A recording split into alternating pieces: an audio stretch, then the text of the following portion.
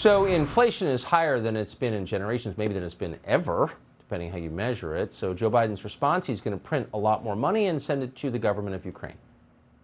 Today, I'm announcing another $800 million to further augment Ukraine's ability to fight in the east, in the Donbas region.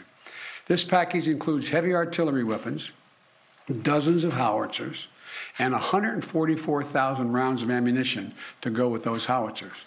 It also includes more tactical drones. Sometimes we will speak softly and carry a large javelin, because we're sending a lot of those in as well. Oh, spare us this stupid Churchill stuff. It's not just the guns that we're sending. The Treasury Secretary announced today we're sending another $500 million to pay for the salaries of workers in the Ukrainian government. Is that government, should we be doing that? But more to the point, what happens to all these weapons that we send to Ukraine? Well, according to CNN, we don't know. Quote, the U.S. has few ways to track the weaponry to send across the borders, so the weapons are disappearing fast. Watch. The first shipments of that new, more heavy-duty military assistance for Ukraine started arriving in the region over the weekend. But there is already concern that more equipment may be needed soon. A U.S. official said there is growing concerns about the ammunition inventory of the Ukrainians, as it's expected that heavy ground combat will be picking up in the coming days in eastern Ukraine. Now, this new round of $800 million worth of security assistance includes 18 howitzers and 40,000 artillery rounds. But a source said that those could be expended and used in just a matter of days. Now, the Pentagon has been working, trying to address how to arm the Ukrainians faster. So they've beaten you into submission with moral lectures. Meanwhile, the White House has sent more than $1 billion to Ukraine in just the past week. And then today, as we told you, the Secretary of the Treasury announced we're sending another $500 million to pay the salaries of Ukrainian government workers. Shouldn't we have an audit of Zelensky's finances first? Ooh, shut up. That's Russian disinformation. Colonel Doug McGregor is a former senior advisor to the Secretary of Defense. He joins us tonight. Doug, thanks so much for coming on. So is there no concern that, because we've seen this so often in the past, that weapons that we send to a war zone might wind up in the wrong places? Well, I think there is some concern, but not enough to stop the hemorrhage of materiel and money into Ukraine. We've had terrible problems in the past with accounting for where weapons and ammunition go. We saw that in Southeast Asia. We've seen it in Iraq and Afghanistan.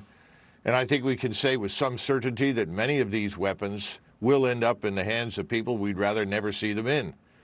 But that aside, if you listen to what President Biden said today, he's conveying the impression that any of this will change the outcome. It will not. What's happening right now in the Donbas is the final annihilation of what remains of Ukraine's best forces down in the southeastern corner of the country. They can't change that.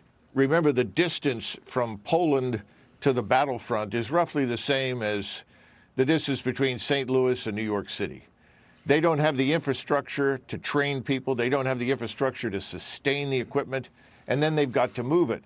I'm afraid the only thing we're doing is escalating tensions with Russia and turning Western Ukraine into a large target set for Russian missiles, rockets, and airstrikes.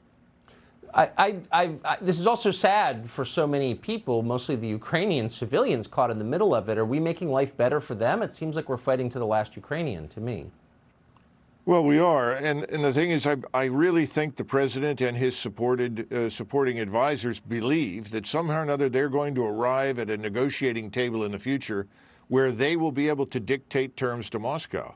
And that's not going to happen. And if there is no negotiated settlement, then Western Ukraine just becomes a firing range. Anytime they see any evidence for significant military equipment show up, they'll destroy it from a distance, because the Russians have never been interested in crossing the Dnieper River. They were always interested in destroying the Ukrainian forces. That job's about through. So I think the sad truth of the matter is that this is a proxy war in which we're sending large numbers of Ukrainians to die without any real hope that we'll attain anything of importance to them. God, it's so depressing. And it's especially as you put it that way, as clearly as you do. Colonel Douglas McGregor, thank you so much for joining us tonight. So we're mourning, as we told you a moment ago tonight, the involuntary retirement of Mike Wallace's son. Hoo-hoo, no more lectures on TV. But even as we're doing that, we have an announcement on what you're going to see on this show tomorrow night, and we'll tell you after the break. Subscribe to the Fox News YouTube channel to catch our nightly opens, stories that are changing the world and changing your life. From Tucker Carlson tonight.